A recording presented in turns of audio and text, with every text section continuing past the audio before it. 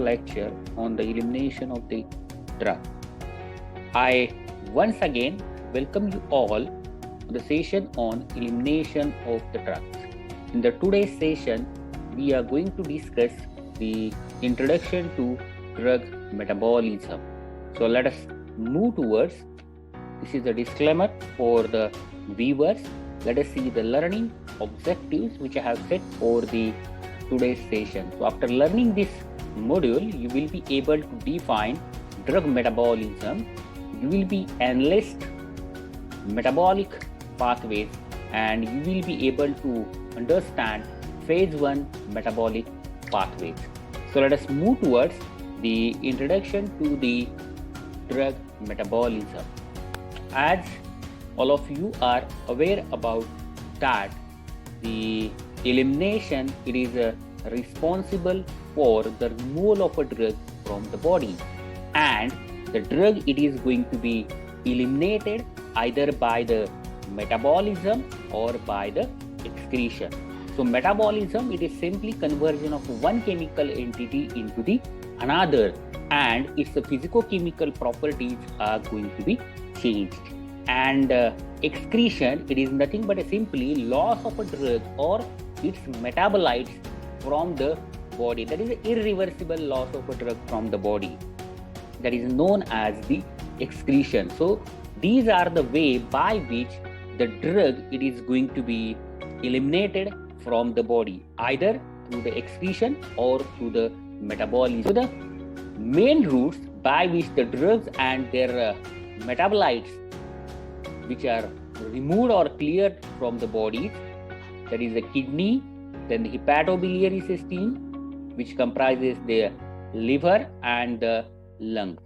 So most of the drugs which are going to be excreted from the body via the urine, and we are considering only the unchanged drug which are going to be cleared via the urine. So the most of a drug leaves the body in the urine either unchanged or as a polar metabolites, and some of the drugs which are going to be secreted into the bile via the liver, but they are going to be reabsorbed back into the systemic circulation, and again it reaches to the liver and it is going to be recycled. So the elimination, it is the irreversible loss of a drug from the body. The drug, it is going to be removed from the body. There are two principal processes are there in the elimination of drug. Very first one, that is known as the biotransformation, and second one, that is known as the excretion of the drug. Already we have discussed the excretion of a drug. So let us see the what is mean by the biotransformation or detoxification or the drug metabolism. So simply, it is a chemical conversion of one form to another form. Drugs into the body, they are going to act as a xenobiotics, and they are going to be converted chemically into the another form so as to it gets easily excreted or removed from the body. So the drug metabolism, or it is also known as the detoxification, is the biochemical changes of the drug and other foreign substances in the body, and this leading to formation of the different metabolites with a different effect. When the drug, it is chemically converted into the another form, we are saying whatever the new chemical entity form, that is known as the metabolite, isn't it? And these metabolites, either they are inactive or it may be toxic, or it may have the different pharmacological effect. Some of the compounds which are excreted partially unchanged, like a gentamicin, and some are known to be converted to the products which may be more active or more toxic than the parent compound.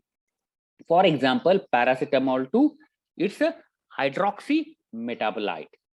Liver is the major site for the drug metabolism, but specific drug may undergo biotransformation in the other tissues also. As liver, it is rich with the various enzymes, and these enzymes are responsible for the conversion of the parent compound into its metabolic form, and which is highly polar in nature, which is hydrophilic in nature, and it is being cleared easily from the body. Apart from the liver, the drugs are going to be metabolized into the other parts also. For example, the conversion of a penicillin to penicilloic acid by the bacterial penicillase. This is the best example for the metabolism of the penicillin. So let us move further. Let us see the importance of the biotransformation. For what is the importance of the biotransformation? As the drug metabolism is needed to convert the lipophilic compounds, that is a non-polar, which is a lipid soluble and which is not going to be easily excreted from the body without the polarity, so which are going to be converted into the more polar hydrophilic compounds, which are highly water soluble, and they are going to be excreted from the body short period of time. If the drug it is highly lipophilic in nature, they are having the highest affinity towards the tissues, they are going to be retained into the body, and such drugs are not going to be excreted from the body, and they shows their pharmacological effect for the indefinite time. As you know that the lipid soluble non-polar compounds are not metabolized to the polar water soluble compound, they will remain in the blood and tissues and maintain their pharmacological effects for an indefinite time. So this is the importance of the biotransformation. So biotransformation leads to inactivation of the pharmacological activity of the parent compound. So the biotransformation process involves the conversion of the highly lipophilic compound into the hydrophilic compound, so as to it is going to be easily excreted from the body.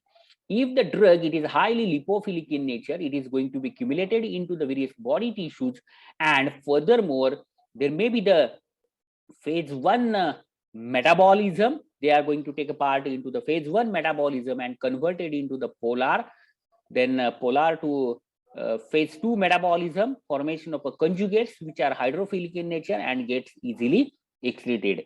If the drug is lipophilic in nature, via phase 1 metabolism it gets converted into the polar compound, and furthermore phase 2 metabolism, that is a conjugation, and the drug it is going to be excreted due to its hydrophilicity. If the drug is itself polar in nature, it directly takes part into the phase 2 metabolism, that is a conjugation reaction, and it becomes hydrophilic and gets excreted. And if drug is hydrophilic in nature, it is going to be excreted well from the body. Let us see the classification of the metabolism. Furthermore, the metabolism it is classified as a formation of the inactive metabolites. Then the metabolites retain similar activity, metabolites with a different activity, and the product, that is a bioactivated metabolites, which are going to be converted into the inactive form into the active form in the body. So let us see first the inactive metabolites. So in the case of inactive metabolites, there is a conversion of the active compound into the pharmacologically inactive compound. So there is an inactivation of the drug, and it is going to be easily excreted from the body. For example, the oxidation of the 6-mercaptopurine to 6-mercaptopuric acid, which results in a decreased anti-cancer activity of the 6-mercaptopurine. So this is about the inactive metabolites. So whatever the formed metabolite is there, it is going to lose their pharmacological action, and thereby there is a reduction in the pharmacological activity, as well as the drug it is going to be easily excreted from the body. Then next class, that is metabolites retain similar activity. So itself it indicates that after metabolism, whatever the compound is formed, it is having the same pharmacological action. So some metabolites retain the pharmacological activity of their parent compound to greater or lesser degree. Whatever the pharmacological activity is there, it may be low or it may be high as compared to the parent molecule. For example, codeine is the demethylated to the more active analgesic morphine. Then phenacetin, it is metabolized to more active paracetamol, and imipramine is demethylated to the equiactive antidepressant desipramine. So these are the few examples of the drugs after metabolism. Either the pharmacological action of the metabolite, it is going to be increased or it is going to be decreased with respect to the parent compound. The third class, that is a metabolite with the different activity. After metabolism, whatever the metabolic product is there, it is going to produce the different pharmacological activity. For example, iproniazide. Iproniazide, it is having the antidepressant activity, and after dealkylation, it is going to be converted into the isoniazide, and isoniazide, it is having the anti-tubercular activity. So there is a change in the pharmacological action due to the metabolism of the drug. Another example, that is a retinoic acid. It is a vitamin A, and it is isomerized to the isoretinoic acid, which is an anti-acne agent. Let us see the fourth class, that is a bioactivated metabolites. It is also known as the prodrugs. So some inactive compounds are converted into its active drug with the body. For example, chloramphenicol palmitate, it is the prodrug of chloramphenicol, and in the body it is going to be converted into the chloramphenicol. So there is an activation. So these compounds are also called as the prodrug. So prodrug may have the advantage over the active metabolite, that is the active form, as these are more stable, having a better viability or less side effects or the toxicity. For example, levodopa. Levodopa, it is a prodrug which is used for the anti-Parkinsonism disease, and it is a decarboxylated in the neuron to form the active dopamine. So Parkinsonism, it is characterized by the depletion of dopamine, isn't it? Then the prodrug sulindac, a non-steroidal anti-inflammatory drug, it is a sulfoxide, and it gets reduced to its active sulfide. So the sulfoxide of the sulindac, it is going to be converted into the sulfide form. Then the benoralate to the aspirin and paracetamol, both compounds are active. They are having the same or different pharmacological activities. Then the prodrug enalapril, it is hydrolyzed to the enalaprilate.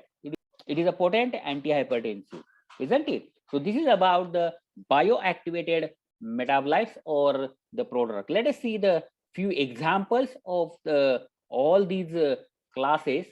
So very first one, that is the pharmacological inactivation of a drug. So the phenytoin, it is going to be converted into the para-hydroxyphenytoin. Thereby, antiepileptic activity of the phenytoin, it is going to be reduced, and furthermore, it is going to be easily cleared from the body. Then yielded metabolite with equal activity. For example, phenylbutazone and oxyphenylbutazone. Phenylbutazone, it is a NaCid. Then it leads to the toxicological activation of a drug. For example, paracetamol. Paracetamol, it is going to be converted into the N-hydroxylated metabolite, and this metabolite specifically binds to the hepatocyte and thereby leads to the hepatic necrosis. And the last one, that is a inactive drug, that is a prodrug. It gets converted into its active form. So there is a pharmacological activation. For example, chloramphenicol palmitate, it is going to be converted into the chloramphenicol. Let us see the enzymes which are involved in the metabolism of the drug. So whatever the enzymes which are used in the metabolism, they are going to be differ from the metabolism of the food material. There are two types of the enzymes are there which are responsible for the metabolism of drug. Very first one that is known as the microsomal enzymes, and second one that is a non-microsomal enzymes. So the microsomal enzymes, they are going to catalyze majority of a drug biotransformation reaction, and which are derived from the rough endoplasmic reticulum. They are going to catalyze the oxidative, reductive, hydrolytic, and glucuronidation reactions, maybe from the phase 1 as well as the phase 2 metabolism, which are being catalyzed by the microsomal enzyme, and most of the oxidative reactions which are going to be catalyzed by the microsomal enzymes. So in the case of microsomal enzymes, the lipophilic drug, it is going to be converted into the water soluble metabolite. So lipoidal nature leads to be selectively towards the lipid soluble substrate, and these microsomal enzymes, these are do not interact with the natural endogenous substances which are water soluble. So these enzymes are having a more specificity or affinity towards the lipid soluble substrate, and the lipid soluble substrates, they are going to be converted into the water soluble metabolite, which is going to be excreted very easily. Let us see the non-microsomal enzymes. So these are non-specific enzymes present in the soluble form in the cytoplasm attached to the mitochondria. They act on the water soluble xenobiotics, for example, oxidase, peroxidase, and esterase. Let us see the drug metabolism pathways. So furthermore, the metabolism, it is divided into the phase 1 reactions and the phase 2 reactions. So the phase 1 reactions, it is also known as the functionalization reactions, and phase 2 reactions, it is known as the conjugation reactions. In the phase 1 reaction, there is the functionalization of the parent compound or functionalization of the drug. And in the case of phase 2 reaction, there is a conjugation which will increase the hydrophilicity of drug, which will increase the polarity of the drug, which will increase the molecular weight of drug, and it is going to enhance or increase the excretion of the drug.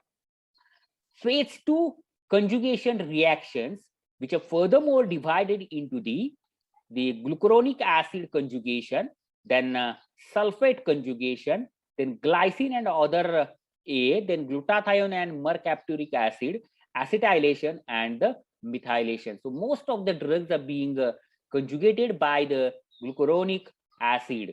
And phase 1, that is a functionalization reactions, which are furthermore divided into the hydrolytic reactions. There is a hydrolysis of the esters and amides, then the epoxides and arene oxides by epoxidase hydrolase, and the oxidation of the aromatic moieties, olefins, then benzylic and allylic C, then heteroatom, oxidation of alcohols and aldehydes, and so on. And the third category, that is the reduction of the aldehydes and ketones, then nitro and azo groups, and some miscellaneous reduction reaction. So let us move towards the phase 1 functionalization reaction. So in the case of phase 1 biotransformation or phase 1 metabolism, the polar groups are going to be introduced into the molecule. So these are more specific, the phase 1 reactions. They are going to introduce the polar functional groups into the drug. Polar functional groups are going to be introduced into the molecule, or the functional groups, they are going to be modified by the oxidation, reduction, and the hydrolysis, and thereby the polarity of the drug, it is going to be increased, or it is going to convert the lipophilic molecule into more polar molecule by introducing or exposing the polar functional group. So there is a addition of the polar functional groups into the molecule, thereby the lipophilicity of the compound, it is going to be reduced, and which will increase the excretion of the drug. So phase 1 reaction may increase or decrease or leave unaltered the pharmacological activity of the drug. So the phase 1 biotransformation, they are going to either increase the pharmacological activity, or they are going to decrease the pharmacological activity, or it may be remains unaltered. The objective of the phase 1 biotransformation are to increase the hydrophilicity of the drug, so as to the drug, it is going to be excreted well, then reduction of the stability of the drug, and these functionalization, that is the phase 1 biotransformation, these are the functionalization which promotes or facilitates the conjugation, so as to the drug becomes more and more hydrophilic in nature, and which is going to be excreted well. The enzymes which are going to catalyze the phase 1 reactions include the cytochrome P450, then aldehyde and alcohol dehydrogenase, then deaminase, esterase amidase, and epoxide hydratase. These enzymes are going to be located into the numerous tissues, and some are present in the plasma, along with the subcellular location includes the cytosol, mitochondria, and the endoplasmic reticulum. Let us see the phase 1 reaction, that is the functionalization reactions, which are responsible for increase in the polarity and the facilitation of the phase 2 conjugation.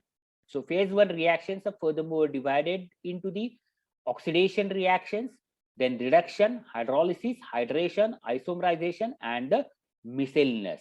We are going to discuss few of them as an example. So very first one, that is known as the oxidation reaction. So what is mean by the oxidation? It is simply addition of oxygen or the removal of hydrogen. So if we are going to add the oxygen into the drug, then that specific drug, it is going to be oxidized. Majority of oxidation occurs in the liver. So liver is the organ in which the oxidation is going to be takes place, and it is possible to occur in the intestinal mucosa also, then lungs, as well as in the kidney. The most important enzyme which is involved in the oxidation of drug, that is a cytochrome P450. We are not going to discuss the details of the cytochrome P450, which are after metabolism, the oxidized product have the greater polarity, increase their water solubility, and reduces their tubular reabsorption, and leading to their excretion in the urine. So whatever the metabolic product of the oxidation, after oxidation, it is having the high polarity, and it is not going to reabsorb back from the urine, and it is going to be excreted. Then these oxidized products are having the ability to undergo the phase 2 biotransformation, so as to it is going to be excreted well from the body. These oxidative reactions are catalyzed by the microsomal enzymes, and it requires both the molecular oxygen, then reducing agent NADPH, and they are referred to as the mixed function oxidase, that is the MFO. So the oxidation reactions requires both molecular oxygen and the reducing agent NADPH, and it is referred as mixed function oxidase, that is a MFO. And MFO comprises the three components. Very first one, cytochrome P450, that is the heme protein, which is responsible for the transfer of oxygen atom. Then fluoprotein, that is the NADPH dependent, act as an electron carrier and catalyze the reduction of cytochrome P450, and phosphatidylcholine, which facilitate the electron transfer. And this is the reaction involved in the oxidation. Let us move towards the details of the oxidative reactions. So oxidative reactions are furthermore classified as oxidation of aromatic carbon atom, oxidation of olefin C double bond C, oxidation of allylic carbon atom, oxidation of alicyclic carbon atom, oxidation of carbon heteroatom, and oxidation of carbon nitrogen atom. In the heteroatom, nitrogen is there, sulfur is there, and so on. So there is a N-dealkylation, then oxidative deamination, N-oxide formation, and N-hydroxylation. So these are the some of the oxidative reactions which are responsible for the metabolism of drug, and thereby the drug, it is going to be excreted from the urine or from the body. So very first one, that is known as the aromatic hydroxylation. So here I have cited the example of the acetanilide. So acetanilide, it is going to be hydrolyzed into the para-hydroxylated product after hydroxylation. So here there is the hydroxylation at a para position, and there is the addition of the OH group in the molecule. Then the second oxidative reaction, that is oxidation of olefins, that is a C double bond C. Look at the structure. Here I have shown the structure of the carbamazepine, and this is the group where there is a addition of the OH groups, that is oxidation of olefins. So this is the active and toxic, that is the carbamazepine 1011 epoxide due to the CYP3A4, and furthermore the epoxide hydrolase, it gets converted into the carbamazepine trans 1011 diol, which is the inactive. So this is about the oxidation of the olefins. The example is the carbamazepine. Then oxidation of a allylic carbon atom. So here I have shown the example of the hexobarbital. So hexobarbital, here the 2' and 3' present in the aromatic ring. So after hydroxylation, there is the addition of the OH group at 3' position. So we are getting the 3' hydroxy hexobarbital. Then oxidation of alicyclic carbon atom, for example, minoxidil. So here there is a presence of the alicyclic carbon atom, and after hydroxylation, we are getting the 4' hydroxyl minoxidil. So there is a hydroxylation of the minoxidil. Then oxidation of heteroatoms, very first one, that is N demethylation. So the methyl group which is removed from the N atom, the example is the diazepam, and look at the converted product, that is the methyl group which is removed, and we are getting the dimethyl diazepam and the formaldehyde after N demethylation, that is oxidation of diazepam, which converts the diazepam into the dismethyl diazepam. Then the oxidative deamination. In the case of oxidative deamination, I have given the example of the amphetamine. So the amine group, it is going to be removed from the structure, and there is oxidation. So we are getting the product, that is a phenylacetone and the ammonia. So this is the oxidative deamination. Then N oxidation of the aliphatic amine. So here I have cited the example of the imipramine, and here there is a oxidation, that is aliphatic amine. It is going to be oxidized, and we are getting the imipramine N oxide. This is the imipramine, and here is the N, and this is the oxygen. So we are getting the product imipramine N oxide. Then N oxidation related with the alicyclic amine. So alicyclic amine, which is present over here.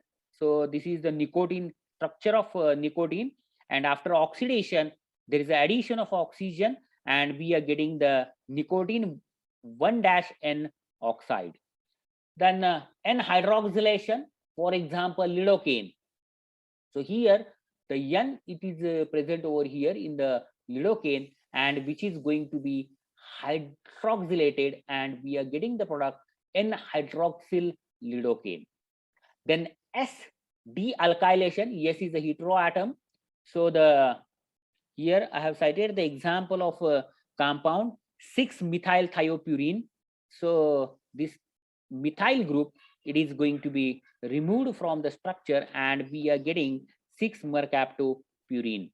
So this is about the S dealkylation. Then the desulfuration. Here I have cited the example of thiopental. So this is the thiol group or sulfur group which is present in the structure, and it is going to be after oxidation, this group it is going to be removed, and we are getting the pentobarbital. So thiopental, it is going to be converted into the pentobarbital. Then S oxidation, I have cited here example of thioridazine. I have cited here example of a thioridazine, and here after oxidation, there is a look at the structures. So this is the thioridazine, and here yes, it is going to be oxidized, and furthermore there is a ring sulfone or the misoridazine. So there is a yet another sulfur is there, so there may be the chances of oxidation at this place, and sulforidazine. So we in this way the sulfur, it is going to be oxidized from the structure. Then O dealkylation. So the methyl group from the this position, it is going to be removed, and there is a hydroxylation, that is a codeine to the morphine. Then last one, that is a oxidative dehalogenation. So the halide group, it is going to be removed from the structure. Say for example chloramphenicol, and we are getting the product, that is a oxamic acid derivative of the chloramphenicol, and this oxamyl chloride derivative, which produces the tissue toxicity due to its covalent bonding. So this is about the oxidative reactions which are responsible for the phase 1 biotransformation. Let us see the reductive reactions. So it is a bioreduction of the C double bond O from the aldehyde or the ketone, which generates the alcohol. So in the case of aldehyde, we are getting the primary alcohol, and in the case of ketone, we are getting the secondary alcohol.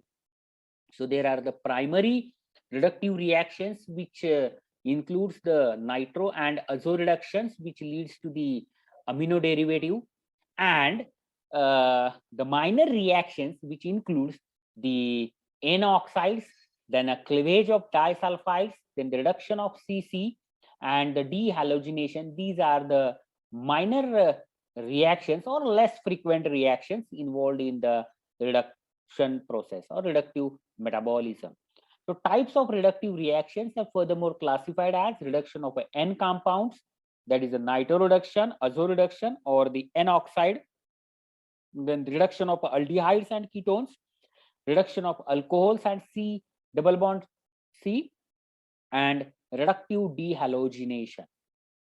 So let us see the few examples of the reductive reactions which are involved in the phase 1 biotransformation. The very first example, that is a nitro and azo reduction. Here I have cited the example of the prontosil. So here there is a nitro group which is present over here, and there is a reduction.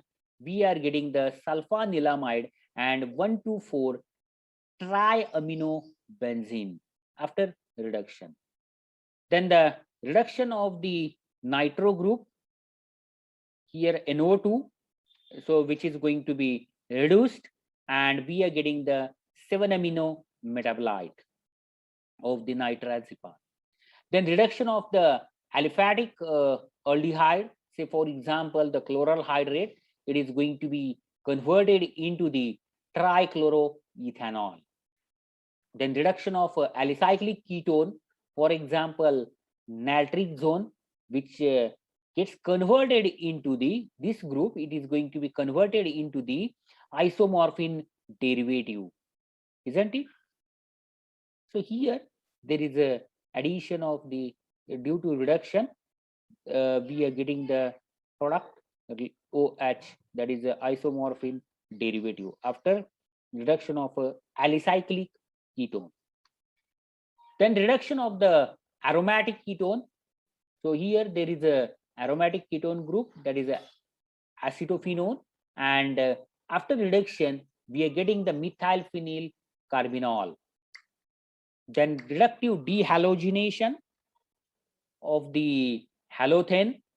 So this is the halothane, and we are getting the 1,1,1 trifluoroethane, and furthermore, it gets converted into the trifluoroacetic acid. Then reduction of aliphatic ketones, for example, R-warfarin, it gets converted into the RS-warfarin plus RR-warfarin. Or furthermore, in the case of nicotinamide, so here I have shown the example, that is a ketone group, and furthermore, there is a conversion, that is a red nicotinamide moiety converted into the ox nicotinamide moiety of NADPH or the NAD. So this is a chiral alcohol we are getting, and ox nicotinamide, that is reduction of aliphatic ketones. Let us move towards the hydrolytic reactions. So we have seen the oxidative reactions, we have seen the reductive reactions. Now we'll move towards the hydrolytic reactions. So hydrolytic reactions, they are going to add water into, or it is going to hydrolyze the esters and the amides and their isoesters. The OH from the water ends up on the carboxylic acid or its isosterate, and the H in the hydroxy or the amine. It differs from the oxidative and reductive reactions in the three ways. It does not involve change in the state of oxidation of substrate. It results in the large chemical change in the substrate, or there may be the loss of large fragment from the structure. So the hydrolytic enzymes, they are going to act on the endogenous substrate. The enzymes which are responsible for the hydrolytic reactions are the non-microsomal hydrolysis. However, amide hydrolysis appears to be mediated by liver microsomal amidases, esterase, and deacylases. The types of the hydrolytic reactions which involves the hydrolysis of the esters and the ethers, then hydrolysis of the amides, and hydrolytic dehalogenation. So very first example, that is hydrolysis of the ester. Take example of aspirin, and after hydrolysis, it gets converted into the salicylic acid and the acetic acid. Then hydrolysis of inorganic acid ester, for example, isopropyl methane sulfonate. So after hydrolysis, we are getting the isopropanol and methane sulfonic acid. Then hydrolysis of the amide, that is example procainamide, we are getting the para-amino benzoic acid. Then the hydrolysis of the carbamazepine, we are getting the iminostilbene. So here which we have finished the phase 1 biotransformation, introduction to the drug metabolism or biotransformation, and the phase 1 pathways, or it is also called as the functionalization reactions. We have seen the oxidation, we have seen the reduction, and we have seen the hydrolytic reactions. Hope all of you have understood the things which we have discussed. Let us move towards the summary. So in the today's session, we have discussed the drug metabolism. We have discussed the various enzymes, then the various metabolic pathways, phase 1, phase 2, and furthermore, we have discussed the phase 1 reactions which are involved in the metabolism of the drug, which increases furthermore the polarity of the drug. So this is about the introduction to the biotransformation or the drug metabolism. So these are the few references which I have referred, and thank you very much.